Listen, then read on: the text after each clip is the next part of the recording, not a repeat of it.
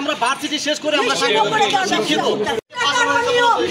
মানিকগঞ্জে 250 শয্যা বিশিষ্ট জেনারেল হাসপাতালের তত্ত্বাবধায়ক ডাক্তার মোহাম্মদ বাহাউদ্দিনের অফিস কক্ষ থেকে ব্যাগ চুরির অভিযোগে 5 কথিত সাংবাদিককে গ্রেপ্তার করেছে সদর থানা পুলিশ। মঙ্গলবার দুপুরে শহরের সদর থানা এলাকা থেকে তাদের গ্রেপ্তার করা হয়।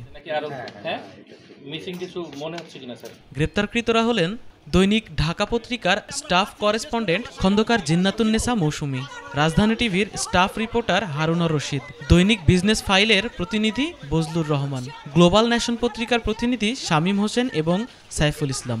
পুলিশ ও মামলার অভিযোগ সূত্রে জানা গেছে, সোমবার সকাল 10টার দিকে গ্রেপ্তারকৃত 5 জন সহ মোট 9 জন তত্ত্বাবধায়কের অফিস কক্ষে প্রবেশ করেন। এ সময় তারা ডাক্তার বাহাউদ্দিনের সঙ্গে কিছুক্ষণ কথা বলেন। পরে বের হওয়ার সময় তাদের একজন তত্ত্বাবধায়কের ব্যবহৃত ব্যাগটি চুরি করে নিয়ে যায়।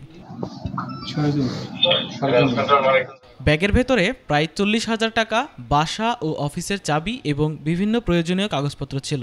অভিযোগে বলা হয়, সিসিটিভি ফুটেজে দেখা গেছে সাদা শার্ট পরিহিত আসামি শামীম হোসেন কাঁধে ব্যাগটি নিয়ে চলে যাচ্ছেন। তত্ত্বাবধায়ক বাহাউদ্দিন জানান, কথোপকথনের এক পর্যায়ে মৌসুমী ও হারুন নিজেদের সাংবাদিক পরিচয় দিয়ে তাকে ভিজিটিং কার্ড দেন।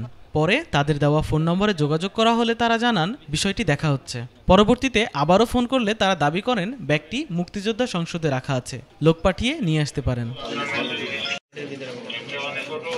এ বিষয়ে সদর থানার ভারপ্রাপ্ত কর্মকর্তা কামাল হোসেন জানান, এ ঘটনায় 5 জনকে গ্রেপ্তার করা হয়েছে, বাকি আসামিদেরও গ্রেপ্তারের চেষ্টা চলছে। সেটা বাদ দিয়ে তারা আমাদের আমরা সাংবাদিকতা করে আমরা ভার্সিটি শেষ করে আমরা শিক্ষিত।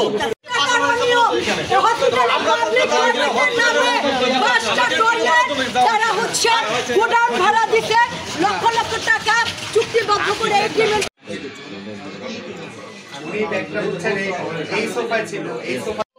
স্যার এগুলো সব ঠিক আছে নাকি আরো মিসিং কিছু মনে হচ্ছে কিনা স্যার?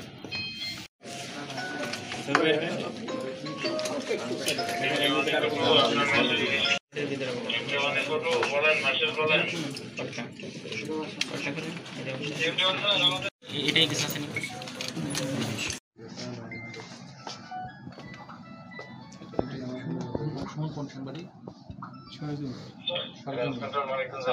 চাবি ছিল, দেখেন চাবি দুটো আছে নাকি, আমার বাসার চাবি, আমার কোয়ার্টারের চাবি।